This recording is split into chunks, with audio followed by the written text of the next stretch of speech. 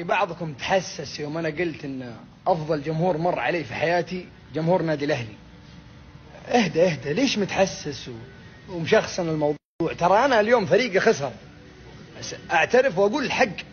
يوم أقول لك تفاعل يا حبيبي افهم، 60,000 متفرج كلهم بنفس الصوت، كلهم يعني ما في رابطة حد ماسك مايك ويغني ويرد وراه، لا الملعب كله بوه. والله 90 دقيقة ما في واحد فيهم جلس. ملعب ما غير يتنافض تعرف يا عادل كل فئات المدرج سواء كان في اي بي منصة درجة أولى ثانية كلهم مع بعض. كل شيء صدمني والله، شيء صدمني. والأغنية دي اللي ايه اللي حصل عندكم؟ ما تسمعونا حسوكوا، بيعمل كده ما تسمعونا حسوكوا. المدرج كله عارف يسوي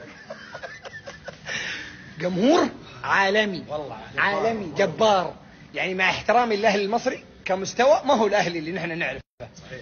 كمدرب جدا طبيعي. جمهور الأهلي هو سبب الفوز، هو اللي شل الفريق، هو اللي شل الفريق، هو اللي فرق معاه، واللي بيطقطق ان العين خسر.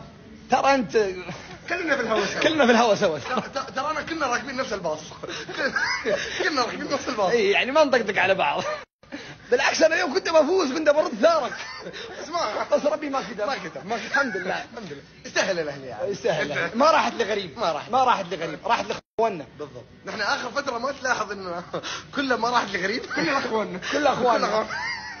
طب هم متى بيقولوا نحن اخوانهم؟